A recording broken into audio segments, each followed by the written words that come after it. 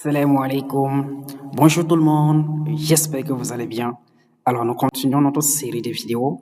Aujourd'hui, nous allons commencer avec le numéro 2 de transfert thermique concernant les ailettes. Donc, sans plus tarder, nous commençons par l'exercice numéro 1.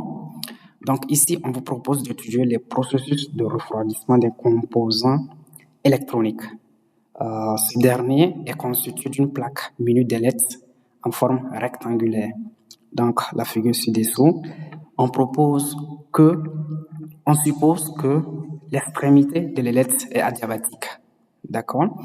Calculer le flux évacué par le système. Donc, ici, on demande en fait de calculer le flux évacué par l'ensemble en fait du système.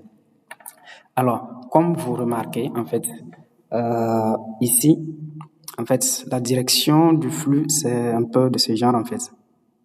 C'est un peu comme ça. Donc, ça sort, en fait, par de l'aide.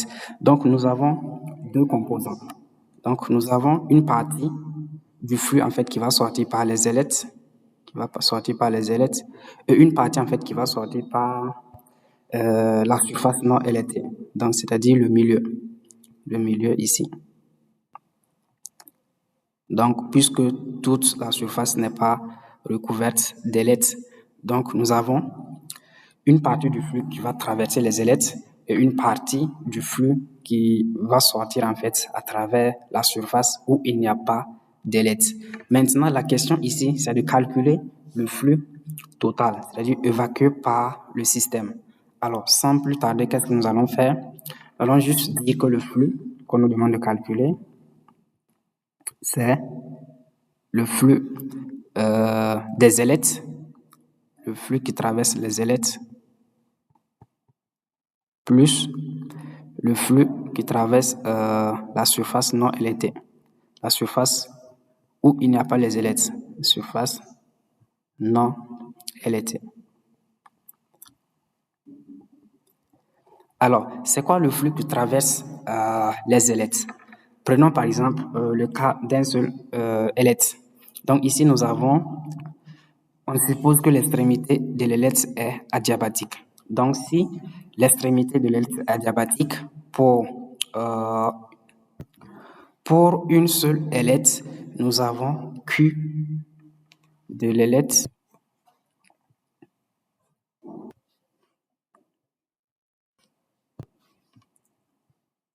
Q d'une seule ailette, ça fait quoi? C'est la racine de H, P, lambda S, multiplié par θ, B, multiplié encore par TH, M, L. Donc là, en fait, c'est une formule à retenir et à appliquer, en fait, dans le cas où nous avons une ailette, nous avons l'extrémité de l'ailette qui est adiabatique. Donc ici, nous avons combien d'ailettes? On nous donne pour une seule ailette. Alors ici, on nous donne 50 ailettes. Alors le flux total évacué par l'ensemble des ailettes, donc le flux évacué par l'ensemble des ailettes, avec S à la fin, c'est N multiplié par le flux évacué par une seule ailette. C'est-à-dire c'est N multiplié par H, P, lambda S, alors θ, B, TH, M, L. Alors c'est quoi le H? Le H c'est déjà donné. Donc vous avez H, ça fait combien? Ça fait 10. Vous avez quoi encore? Vous avez le P. P en fait c'est le périmètre. Donc je vais écrire ici les paramètres. H, ça fait 10. P, c'est le périmètre d'une ailette en fait. Par exemple, si vous prenez par exemple cette ailette, alors le périmètre c'est en fait c'est cette distance. Vous allez prendre ça plus l'épaisseur, c'est-à-dire c'est grand H, ouais, plus l'épaisseur ici petit e fois 2. Donc ça c'est le périmètre.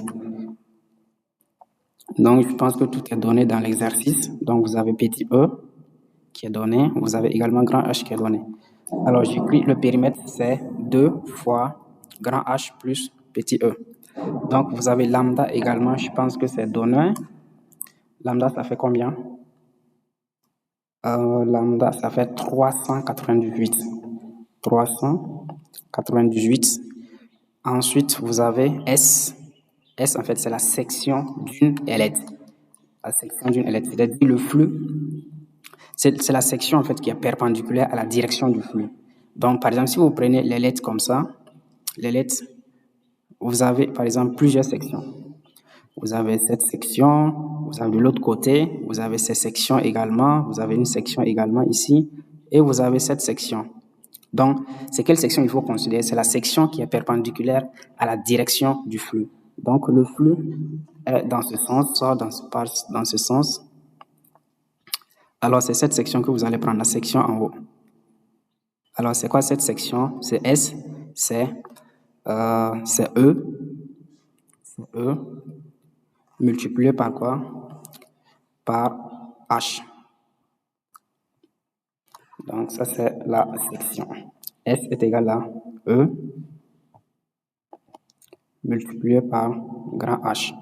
Alors, c'est quoi θ B? θ B, en fait, c'est une différence de température.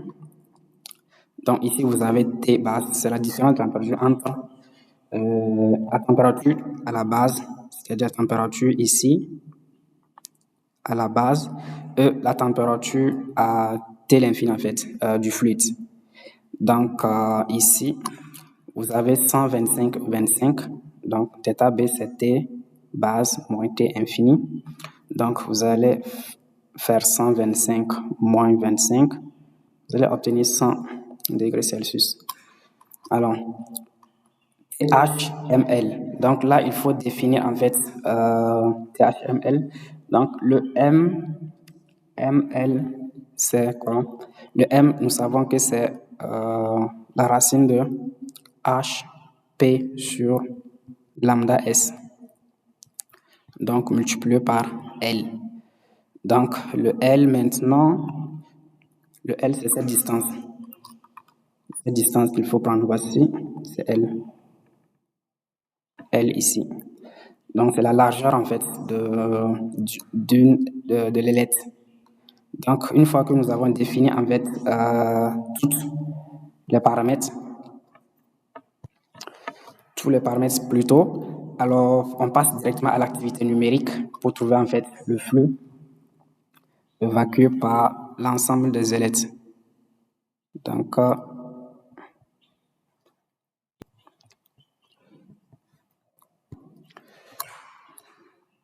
vous remplacez en fait les données dans cette formule.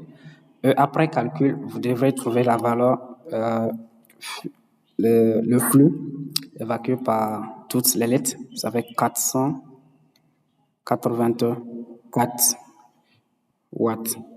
Maintenant, on passe maintenant au flux évacué par la surface non électrique. Comme je le disais, donc le flux est évacué par deux voies à travers les électriques et à travers la surface non électrique. Donc, concernant la surface non électrique, qu'est-ce qu'on va faire? C'est une évacuation en fait par convection. Donc, c'est une évacuation par convection. Alors, le flux, la surface non électrique, donc, ce n'est rien d'autre que H. S, c'est-à-dire la surface non LT, multiplié par T base, θ B. Donc, nous savons que θ B, c'est T à la base moins T l'infini. Alors, nous allons définir maintenant ici la surface non LT. Donc, vous avez ici une plaque. Vous avez une plaque où on a une partie en fait qui est recouverte d'ailettes et une partie où il n'y a pas d'ailettes. Donc la surface non ailettée, c'est la surface totale. Donc c'est cette distance multipliée par h, petit l fois h, la distance la surface totale, moins la surface occupée en fait par les ailettes. Donc nous avons 50 ailettes et chaque ailette occupe une surface de E multipliée par grand H. Donc, ce qui va rester, c'est la surface non LT. Alors, on remplace dans la formule pour obtenir finalement. Alors, ici, ça fait H. Alors, le S, je disais, c'est petit L fois grand H moins N, le nombre d'ailettes, fois la surface d'une ailette, E fois grand H, donc multiplié par θ B. Donc, vous avez également les données. Donc, il suffit juste de les remplacer. E, après calcul, vous devrez obtenir la valeur la surface non électrique qui est de 5 watts. Alors, pour répondre à la question posée, le flux total évacué par le système, donc c'est la sommation des deux flux, 484, donc qui nous fait 489 watts. Donc, voici à peu près ce que vous devrez faire pour aboutir au résultat. Donc, nous sommes à terme de cette vidéo. Merci de l'avoir regardée et à très bientôt. Assalamu alaikum.